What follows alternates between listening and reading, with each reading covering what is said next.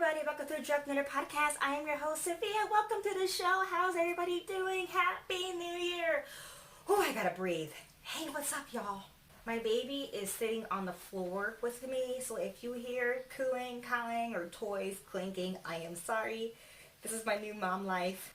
So before we get started, don't forget to click the links below. I got my Patreon, I got my Ravelry store, I got my merch.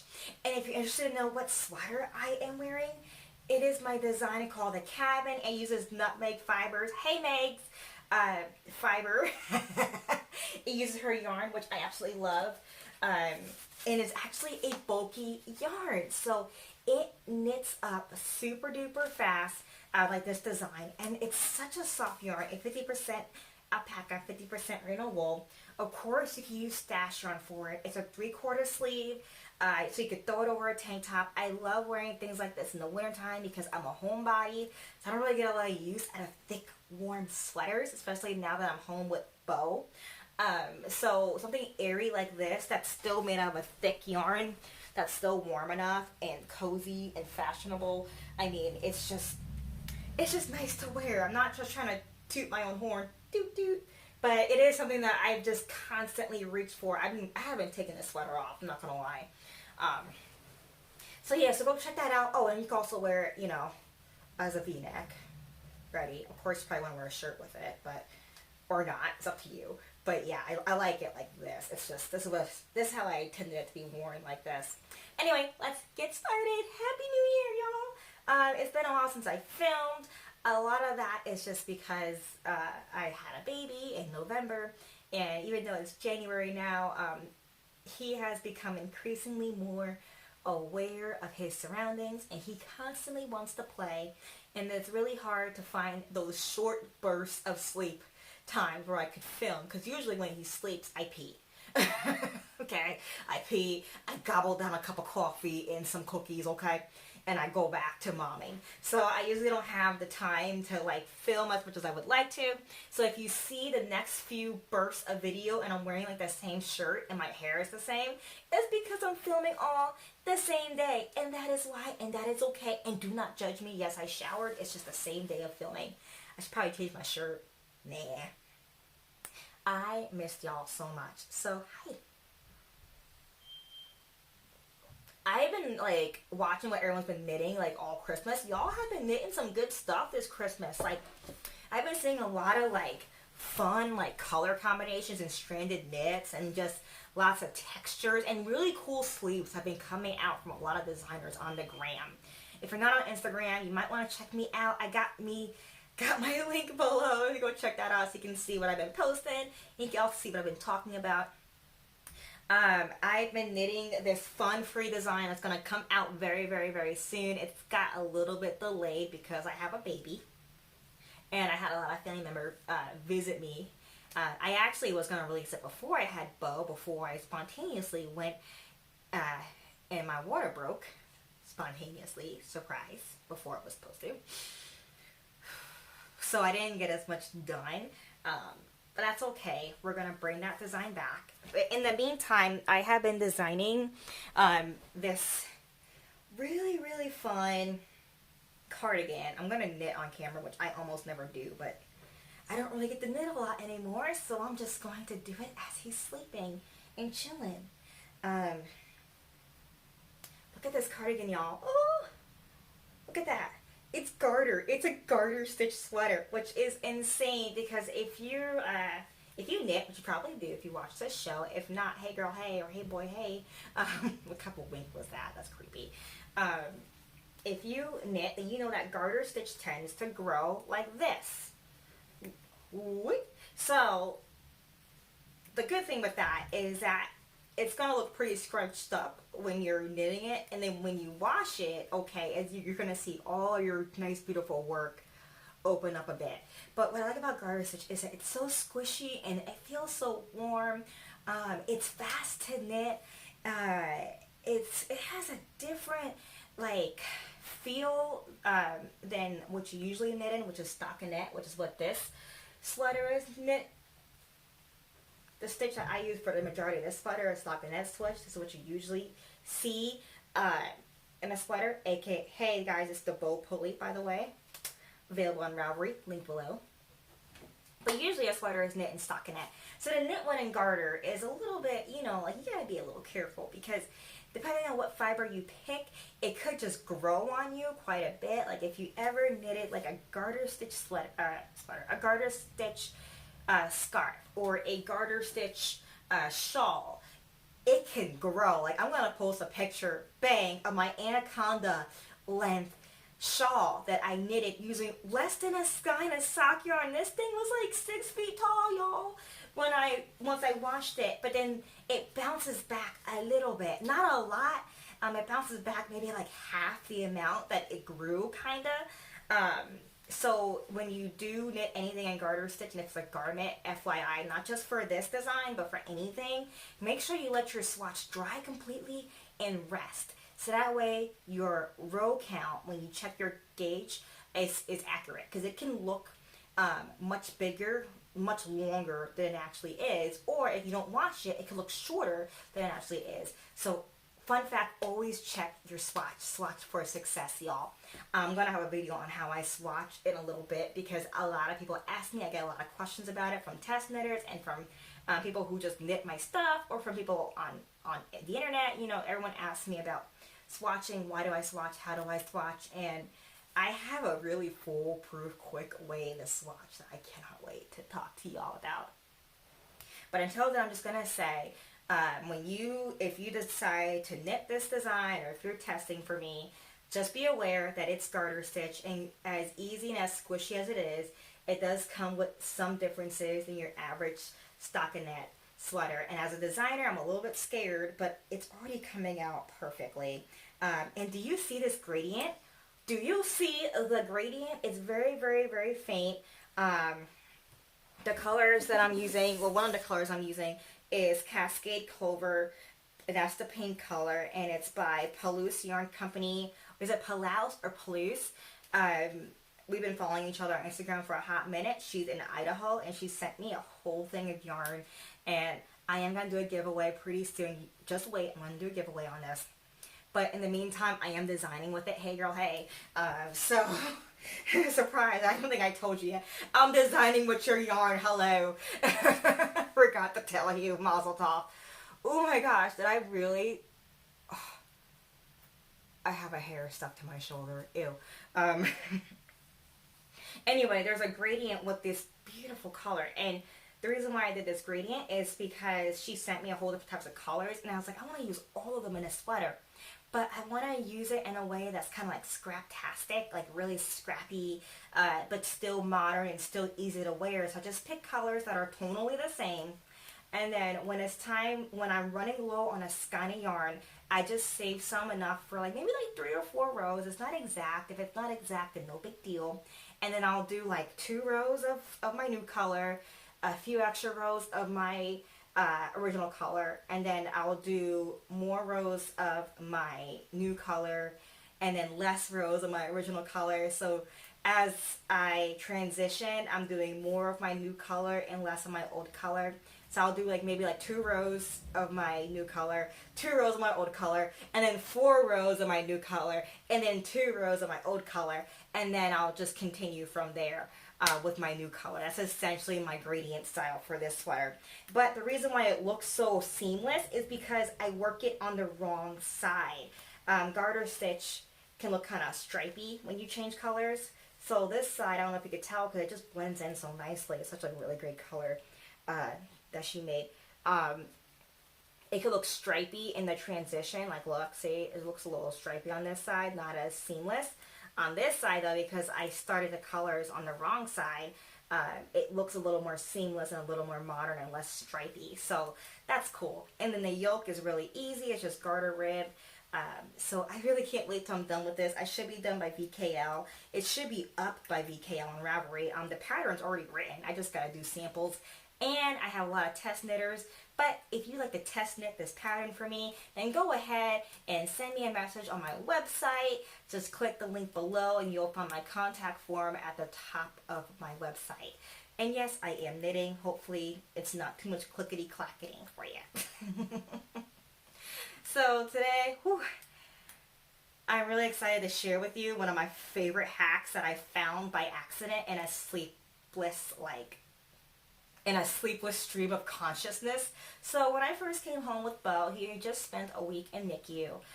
Just because he literally just came out with a boo-boo on his neck. He just had an area where his skin was underdeveloped, so he had to watch him a little closely for a week. So when he came out, it was ready for me to just start with his newborn photos while he was still a newborn before he was like a toddler and I already forgot to do them. So of course I want to do it all in hand knit, and I was going to do it at home because your girl is cheap. And let me tell you, everyone thinks that I paid money for these photos. You know how much I paid?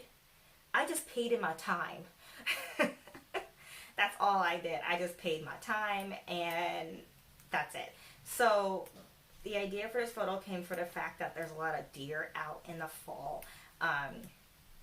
And my family, like, we absolutely love deer. I think they're really beautiful creatures.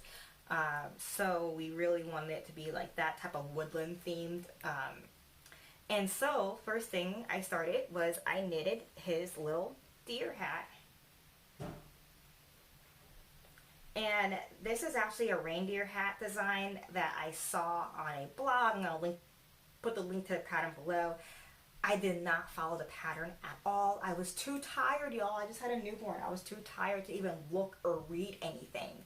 I literally just looked at the picture. I sized my child's head and I just knitted a hat from memory. I mean, and then after I just knitted a baby hat from memory, like I didn't even like do nothing. I checked my gauge. I didn't do nothing. I just sized him and cast it on and hoped for the best. And then I kind of used the pattern, the blog's pictures to kind of see how the original designer made the ears, and then I just did it my way. So I just cast it on, stitches this part of the hat, and then I just added ears, and then I cast it on in the round on this part of the hat, and then I just somehow made two things that kind of look like antlers. They're not perfect. They're kind of actually janky looking, but in the photo it just makes it look rustic. You can actually see stuffing coming out of this one. Like, I really have to fix it, but it doesn't fit them anymore anyway. But it was like really, really cute. So first thing I did was I made this hat, and it was just from memory. But there is a pattern for it below, so just check that out if you want to do it from an actual pattern. It might not look exactly like mine because I found a pattern. I found the sizing to be really, really big just from what I can see.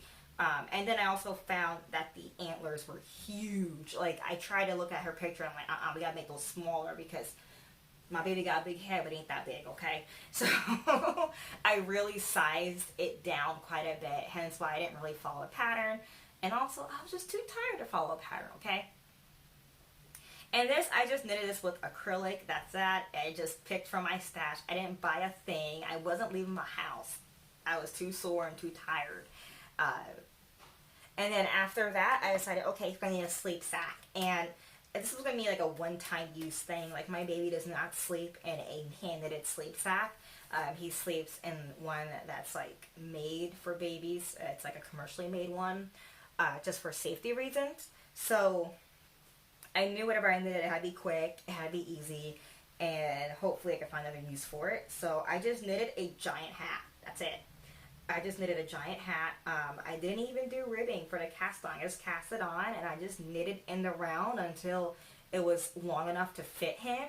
And then I just started hat decreases. And that's that. That's all I did.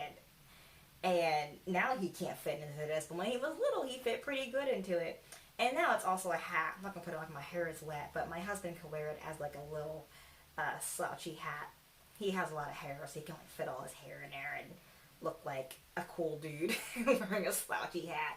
So what I like about picking just a hat design and just knitting, you can literally go on Ravelry, look up a hat and just knit a men's hat, maybe add some more height to it to fit the baby, you know, like measure your baby's height and measure the height of the hat and try to, you know, kind of guesstimate how long it has to be. And guess what? This was a little bit too short because I still wanted to use it as a hat. I didn't want it to be like super duper long, like a sleeping bag for your head, you know what I mean? So I made sure to, I kind of made it a little short, and then I just like positioned the baby in the picture to make it look like it was the right size, but it totally wasn't. But you know what? You only know that now because I told you, but before that, y'all didn't know that. I bet that it didn't fit them that well. And then I realized on these pictures, these infant photo shoots, I found that that they're actually like done on something soft, you know, and cozy, and they usually have props underneath the soft and cozy thing to make it like three-dimensional, so that way the ground isn't just flat. I didn't have time for that. That was a lot of effort. So I have this design. It's called Soy and Wheat. I don't know if y'all even remember it, because this was like old school trunk knitter, okay? And it's just this cowl design made out of one skein, I can't say it, one skein of like synthetic roving that you could get from like your craft store for maybe like $6. And I already had this made. I knitted this in one night. So if you're doing this for your baby, it's super duper easy. I have the pattern on my blog. I'll link my blog below so you can find it. But what I like about this is that it's not a one-use item. Like if you were to just knit something for a platform for your baby's shoot, that's it. That's all you have. You just have a keepsake. What I like is that I can still wear my keepsake and it's not taking up space. It's dual purpose. And it's really, really fast. And it's still pretty fashionable. Like I made this maybe 2 years ago. And it's really cozy. It's warm. And I get a lot of compliments on it. And what I like about this is that it's so warm. I usually don't wear a jacket when I wear it. I just wear it with a hand-knit sweater and just go on my day. Like, I don't need a jacket. But then again, I'm also from the East Coast, so we're kind of immune to cold weather a little bit. We're a little bit like, it's 30 degrees. I just need a sweatshirt. We're good. Anyway, I took this cowl and I put baby in it. Like, I laid it flat on the ground. I'm going to show you a picture right here. And I just put him in it like this, and I kind of floofed it up to make it look like a cocoon, but it totally wasn't a cocoon. And I just laid him on my hardwood floor because hardwood was another theme I saw in a lot of people's pictures. I'm sure they just took like samples of wood floors for like their photo shoot. I didn't have that luxury. I just cleaned my wood floors up in the area. I just like sanitized my floor because he's, you know, he was only a week old. I couldn't just put him on my wood floor. So I sanitized it, let it dry, of course, let it sit and air dry and whatever. And then I put this down on it, and then I put him in the middle, and then I just snapped photos. And I made sure when I snapped photos that he was really close to our French doors, so that way a lot of natural light would come in. And unfortunately, it was a pretty cloudy week when I just couldn't find a week where there was sunshine. But because he was so close to our French doors, and it was facing, our doors face south, so I think they kind of face south. So like the light just hits it in the morning to afternoon. So I got so much light. It's another hack. Make sure you have a lot of light. If you don't have fancy stage lights, like I don't have those, and I'm a YouTuber, which is kind of like, who am I? But natural light is your best friend. I just try to catch it. And a great way to tell if you have good lighting is because your model is probably going to be a little fussy. What I did was I just set up my cocoon on the floor when I saw there was some light shining in, and I snapped a couple of pictures just so I can judge how good the lighting was, and I could see if I can edit it to make it look brighter or make it look even more like natural lights flooding on the baby. And then once I saw that my setup had good lighting, that's when I grabbed him and I got him dressed and, you know, put him back to sleep so that way he could have a really good shoot. The beauty of making things for a shoot is that it's just a really great infant gift because it's not something that you think about when you're making your registry. Like for me, I didn't think about keepsakes and things like that. I thought about things that we needed. So if you knit, you know, you can always add some props for an infant shoot to your gift. That's maybe more like a necessity gift, like if you're getting diapers or something like that. You can add the baby hat in the sleep sack and things like that to the gift, and it wouldn't really cause a lot of, it won't be too much time consuming, and it won't take up a lot of yarn. It'll just be like, hey, this is a really great thing for shoots. You can even ask the mom to be, you know, what theme they want for their shoots. That way you can be on the same page for what you want to knit, because I find that it's hard to gather these things after the fact. Like I kind of had to hustle. I was hustling to knit this before he became a toddler. Even though it's fast when you have a baby, like, you know, like you're feeding him over here, and then you're knitting over here, and then you gotta change it. It's just too much. Like, it took me a week maybe to knit all this, and in my knitting prime, I probably could have knit this in like a night, like literally a night. Like, this was super duper fast, in theory. So anyway, that's pretty much my baby knit photo shoot hacks. I just think it's hilarious that people thought I paid for these photos. I did not. I just took them on my floor myself, because who has time for that? You know, people were like, oh, what photographer do you use? You know, how did your shoot go? Did they come to your house? Well, my photographer was me, my husband, and my phone camera. Oh yeah, I didn't even use a real camera. I just used my phone. That was that. And it was easy and low stress, because a new mom does not need stress. We don't need no stress. We don't need it. So anyway, thanks for checking in with me, and Happy New Year. And ooh, you like my mug? Y'all, thanks for checking in with me, and I will see you on the next one. Bye.